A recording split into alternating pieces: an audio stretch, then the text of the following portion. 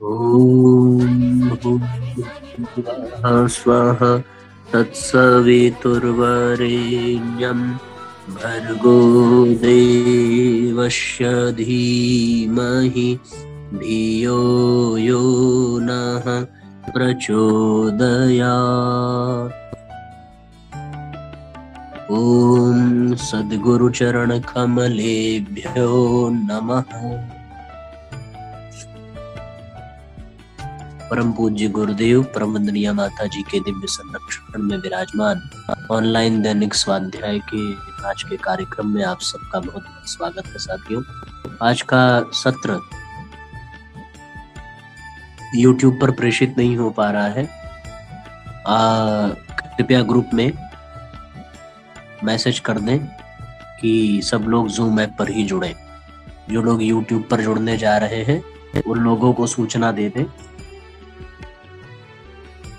कुछ ऐसी दिक्कत है जो ठीक नहीं हो पा रही है, किसी जानकार व्यक्ति से संपर्क करके उसको ठीक किया जाएगा।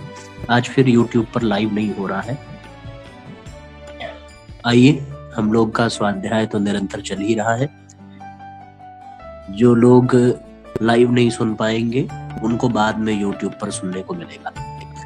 और जैसे ही आप अभी YouTube पर भी सुनेंगे तो आप अधिक से अधिक शेयर जरूर करें और स्वयं भी ध्यानपूर्वक सुनें। आइए, समय की दृष्टि से आज का स्वाध्याय थोड़ा कम देर के लिए ही होगा क्योंकि स्वास्थ्य ठीक नहीं है।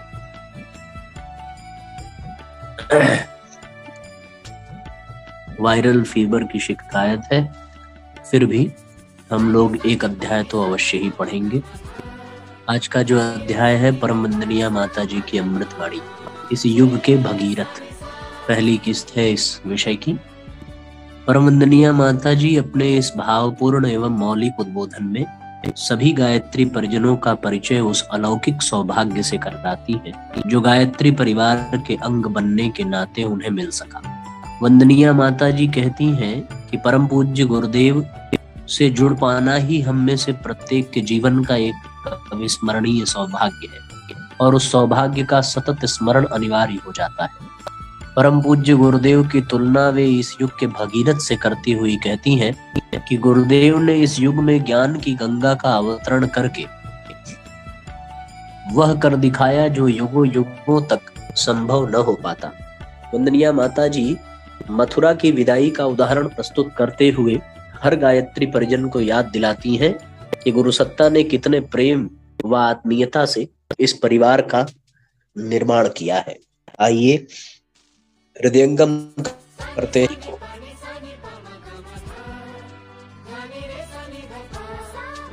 इस युग के भगीरथ गायत्री मंत्र हमारे साथ साथ। ओम भूर्भुवः स्वः तत्सवितुर्वरेण्यं भर्गो देवस्य धीमहि धियो यो नः प्रचोदयात्। हमारे आत्मीय परिजनों, आज गायत्री जयंती है। माँ गायत्री का अवतरण आज के दिन हुआ था। आज ही गंगा दशहरा भी है। भगीरथ ने तपस्या की थी और माँ गंगा को लाने में आज के ही दिन सफल हुए थे।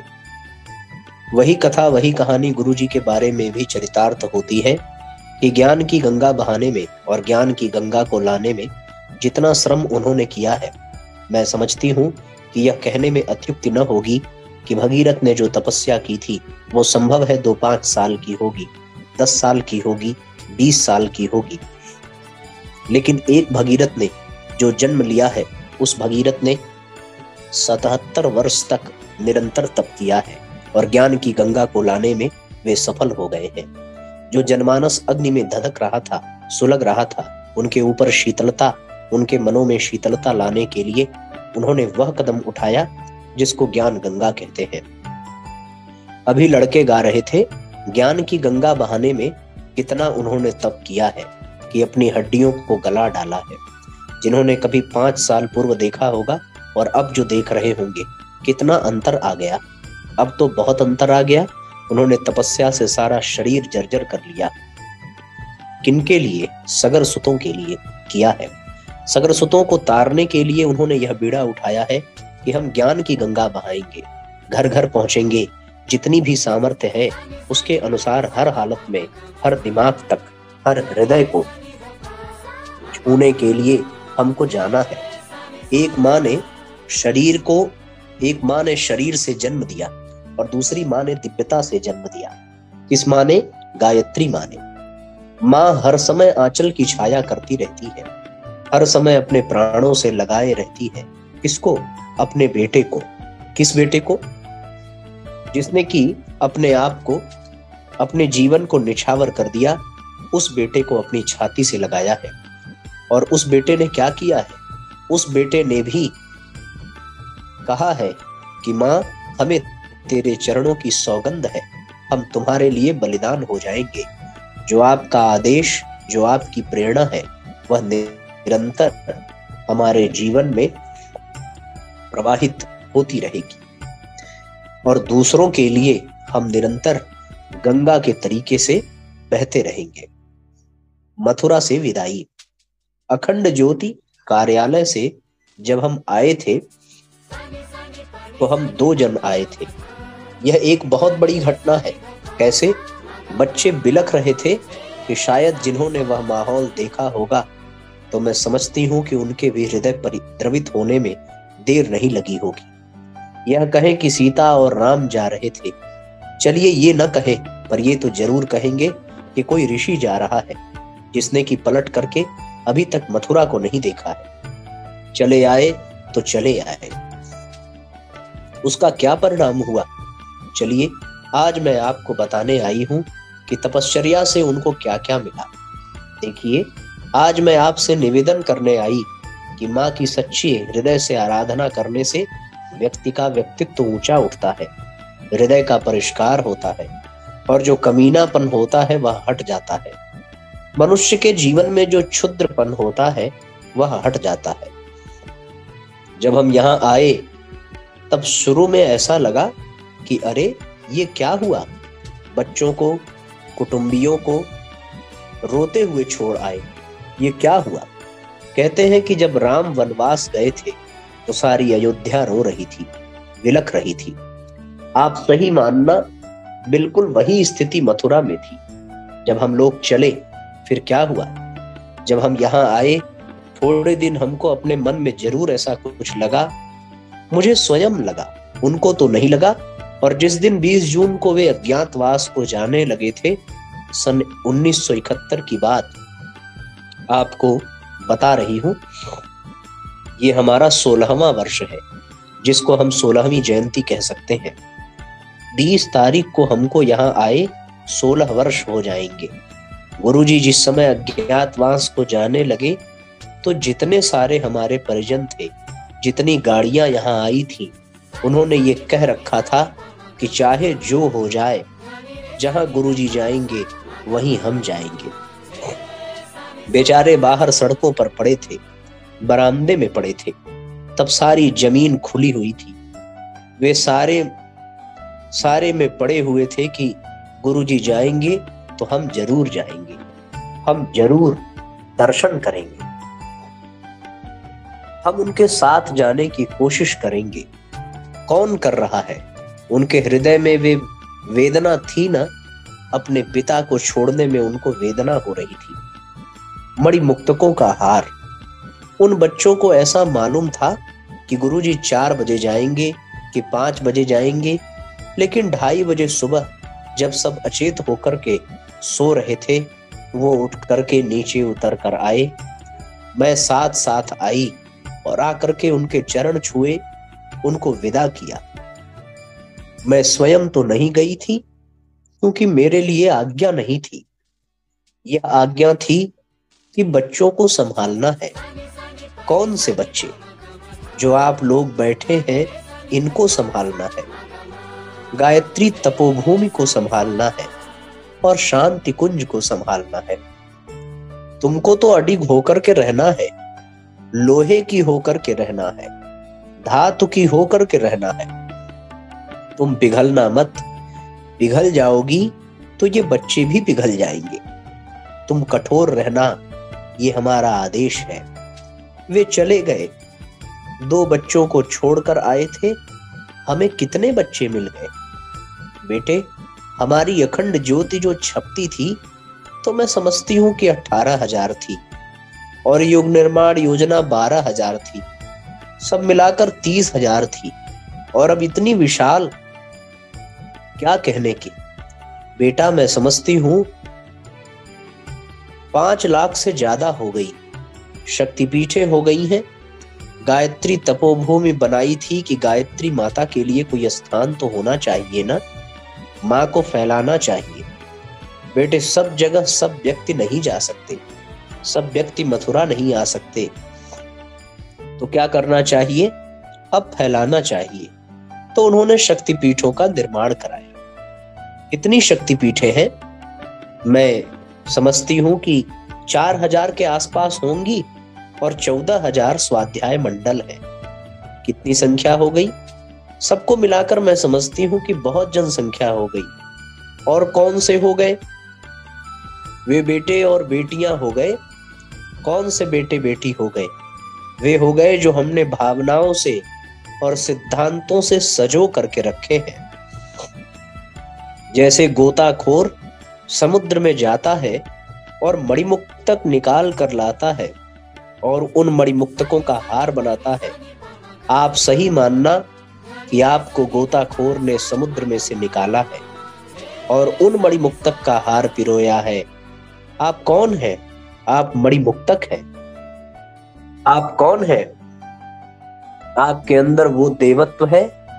अभी जो लड़के गीत गा रहे थे, देवत्व। बेटे, आपके हृदय में गुरुजी ने देवत्व पैदा किया है। आप स्वयं कुछ नहीं थे। स्वयं कहाँ थे? स्वयं तो जैसे थे वैसे ही थे, लेकिन गुरुजी ने आपके अंदर ज्ञान की गंगा को प्रवाहित करके आपको देवताओं की श्रेणी में खड़ा कर दिया है। हमारे कितने ही बच्चे हैं जो कि नौकरी छोड़ कर आए। आज के युग में जो अय्याशी का युग है, कोई नौकरी छोड़ने के लिए तैयार होता है? नहीं, छोड़ने के लिए तैयार नहीं होता है।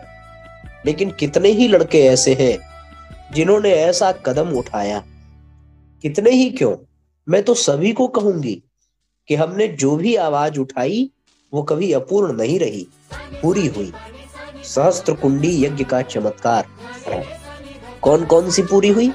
जब हमने किसी जमाने में 1000 कुंडी यज्ञ किए थे तो लोग ये कहते थे कि आप कर लेंगे 1000 कुंडी यज्ञ, आप तो जरा से हैं, आपकी क्या हैसियत है जो आप कर लेंगे?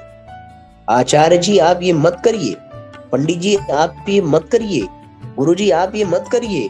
आप काहे को अपना घर नीलाम करने पर उतारू है? लेकिन उनका विश्वास था किस पर? उस सत्ता पर जिसके बल पर उन्होंने संकल्प लिया, और देखते ही देखते 1000 कुंडी यज्ञ सफल हो गया और लोग दांतों तले उंगली दबाने लगे। उन्होंने ये कहा कि आज के युग में हमने कभी ऐसा सुना था कि महाभारत काल में ऐसा यज्ञ हुआ था। इसमें 4 लाख व्यक्ति आए थे और इसमें कितने ही ऋषियों के नाम पर नगर बसाए गए थे। रात और दिन चौका चलता था। सही मानना कि 5 दिन जिस किसी ने भी देखा होगा आज से 30-35 साल पहले, तो मैं समझती हूं उनको मालूम होगा कि 5 दिन तक हमको खड़े ही रहना पड़ा। हमारे मुंह में अन्न का एक दाना भी नहीं गया। स्टेज पर ही खड़े रहते थे। दोनों के पैर सूजकर ढोल हो जाते थे। रात को आते थे, फिर सुबह जाते थे। पैदल आना, पैदल जाना। किस सत्ता ने इतना बड़ा काम करा लिया? उनको विश्वास था और श्रद्धा थी। उस श्रद्धा और विश्वास ने सब काम करा लिया। सारे भारतवर्ष में 1000 कुंडी के 5 आयोजन हुए थे। पहला यज्ञ हुआ था मथुरा में, दूसरा महासमुंद में हुआ था, तीसरा बहराइच में हुआ था, चौथा टाटा नगर और 5वां पोरबंदर में हुआ था। ऐसे 5-6 जगह यज्ञ हुए थे। बेटे, 1000 यज्ञ किसे कहते हैं? अभी बस और सुनते जाइए। 1000 यज्ञ इस साल हुए हैं। और गुरुजी ने कहा है कि अगले वर्ष और उससे आने वाले वर्ष 1 लाख यज्ञ होंगे। तो अभी तक जितने संकल्प लोगों ने लिए हैं, पिछले वर्ष के आप देख लेना। समझती हूँ कि 2000 के आसपास तो पिछले वर्ष के संकल्प है और इस वर्ष के संकल्प है, जिन्होंने कि जनवरी के बाद से संकल्प लिए। और जो अब लेने वाले हैं, जो फिर लेने वाले हैं, ये पूरे होंगे। हाँ बेटे, बिल्कुल पूरे होंगे। आप देखते जाइए कि पूरे होते हैं नहीं होते हैं। अभी हमारे पास कितनी गाड़ियां हैं, और हो जाए तो आप ये मानकर चलिए कि हम जाने कितने यज्ञ कर लेंगे। हमारे पास कार्यकर्ता हो तो देखना हम करते हैं कि नहीं करते हैं। तो कार्यकर्ता कहां से आएंगे माताजी? बस बेटे, यही मत पूछ कि कहां से आएंगे। इनको हम पैदा करेंगे। गुरुजी रानी मक्खी हैं, वे इतनी संतान पैदा कर देते हैं कि पूछो ही मत। भरोसा और विश्वास रखें, वे आप में से निकालेंगे। जो भी आप में से समय दे सकता हो तो आप समय देना। आप निकल कर आना। बाहर काम कराएंगे, आपसे यहाँ काम कराएंगे, पर निकलना तो सही बेटे। संकीर्ण तो मत बनना। उदार बनिए। पैसा ही सब कुछ नहीं होता, पैसा भी होता है। ये सारा का सारा जो संचालन होगा वो किससे होगा? पैसे से ही होगा ना। गाड़ियां किससे आएंगी बेटे? गाड़ियां और खरीदनी है। हमने जयपुर गाड़ियां भेज दी थी। एक लड़के से कह दिया था कि जरा बेच दे इनको। फिर हमने कहा कि वापस ला, अभी तो हमको और खरीदनी है। इस साल हम 20-25 गाड़ियां और खरीदेंगे। ये सारे के सारे छोटे से लेकर बड़े आयोजन होंगे। ये किसका है? ये एक अदृश्य सत्ता का है, जिसके ऊपर हमारा भरोसा और विश्वास है। जिसने अब तक नैया पार लगाई है वही लगा रही है और वही लगाएगी। बेटे, जब तक हम जिंदा रहेंगे तब तक, और जब नहीं रहेंगे तब भी वही पार लगाएगी। हम ऐसा किए जा रहे हैं। हमारी भूमि ऐसी संस्कारवान है कि यह देती है और देती रहेगी। आप ये मत समझिए कि गुरुजी माताजी नहीं रहे तो हम अनाथ हो जाएंगे, फिर कहां से पैदा होंगे। नहीं बेटे, हमारी रूह रहेगी, हमारी शक्ति रहेगी, समस्त संसार में व्याप्त रहेगी। एक एक कण में शांति कुंज की हर ईंट में, हर व्यक्ति के दिल में, दिमाग में व्याप्त रहेगी। जो हमारे बच्चे हैं उनके अंदर वह चिंगारी हमने पैदा कर दी है कि वह चिंगारी लगी रहेगी तो उन्हीं में से वे पौधे निकल निकल कर आएंगे। बेटे, कितना काम करना है। इसी वर्ष आपका नैतिक शिक्षा का प्रशिक्षण हो चुका है। मैं समझती हूँ कि 5000 से ज्यादा शिक्षक यहाँ नैतिक शिक्षा का प्रशिक्षण प्राप्त करके गए हैं। अन्य जिसमें बिहार है, गुजरात है, उड़ीसा है, उन सरकारों के पास हमारे पास पत्र आए हुए पड़े हैं कि हमारा नैतिक शिक्षण करिए। ये कौन कर रहा है? ये कौन सी शक्ति कर रही है? बेटे, वही शक्ति करा रही है जिसका कि गुरुजी ने संकल्प लिया है। जो कदम उठाया वो हर पल प्रेरणा देती रहती है, हर समय प्रेरणा देती रहती है। कितना विशाल काम करने को पड़ा है, वो कौन पूरा करेगा? वह शक्ति पूरा करेगी, माँ गायत्री ही पूरा करेंगी। लेकिन हाथ हमारे काम करेंगे, दिमाग हमारा काम करेगा। आलस्य और प्रमाद में पड़ रहे तो माँ क्या कर सकती है? माँ तो प्रेरणा देती है ना कि बेटे उठो, जागो। हम आपकी उंगली पकड़ते हैं, हम आपका सर सहलाते हैं, हम वायदा करते हैं। अभी एक लड़के ने गीत गाया था, छाती से लगा लो चाहे आंचल से हटा लो। माँ कभी आंचल से हटाती है क्या? वो कभी नहीं हटाती। उसकी तो आंचल की छाया हर समय बनी रहती है। उसके तो वरद हस्त ऐसे बने रहते हैं कि बस हम धन्य हो जाते हैं। जो उसके आंचल को पकड़ता है वह धन्य हो जाता है और उससे अनेकों लोग धन्य हो जाते हैं। क्रमशः अगले अंक में अब शेष भाग पढ़ेंगे। एक छोटी सी कहानी है कि मंगोलिया में चांगशेन नामक एक ईमानदार अधिकारी रहता था। एक बार उसके एक मित्र ने उसे रिश्वत देते हुए कहा, मित्र ये धन ले लो और मेरा काम कर दो। हम दोनों के अतिरिक्त और किसी को इस बात का पता नहीं चलेगा। चांगशेन बोला, नहीं मित्र, हम दोनों के अतिरिक्त यहाँ परमात्मा भी तो मौजूद है। सबसे छिपा लूंगा, पर उससे तो कुछ भी छिपा नहीं है। उसके मित्र का सिर लज्जा से झुक गया। कितनी शानदार बात है साथियों। भगवान तो हमें हर वक्त देख रहा है, हम उससे कैसे चोरी कर सकते हैं। एक अन्य बात स्वामी रामकृष्ण परमहंस के द्वारा विज्ञान अर्थात विशेष रूप से ज्ञान प्राप्त करना। किसी ने दूध का नाम ही नाम सुना है, किसी ने दूध देखा भर है और किसी ने दूध पिया है। जिसने सिर्फ सुना है वह अज्ञानी है, जिसने देखा है वह ज्ञानी है और जिसने पिया है वह विज्ञानी है। विशेष रूप से ज्ञान उसी को हुआ है। ये कितनी सुंदर बात लिखी। हम सब लोगों को विज्ञानी बनना है, यानी ज्ञान हमारे जीवन में उतर जाए तब हम विज्ञानी बन पाएंगे। इस तरीके से आज का ये अध्याय और आज का स्वाध्याय दोनों हम पूरा समझें। गायत्री मंत्र साथ साथ हमारे बोलने की कृपा करें। ओम भूर्भुवः स्वः तत्सवितुर्वरेण्यं भर्गो देवस्य धीमहि धियो यो नः प्रचोदयात्। सभी साथियों से निवेदन, आज जो पढ़ा गया उसको मन ही मन चिंतन करें, मन ही मन विचार करें। ये जो कहानियां पढ़ी गई हैं इसे आप अपने घर में अपने परिवार के सदस्यों और बच्चों से भी साझा करें, जिससे कि आपको और अधिक अच्छे से समझ में आवे। आप दूसरों को भी समझाइए। सबको बहुत बहुत प्रणाम, बहुत बहुत धन्यवाद साथियों। सबका मंगल हो। जय राम जी की। कुछ देर में, थोड़ी देर में ये YouTube पर अपलोड कर देंगे, आपको वहां भी मिल जाएगा। सबको प्रणाम, नमस्कार।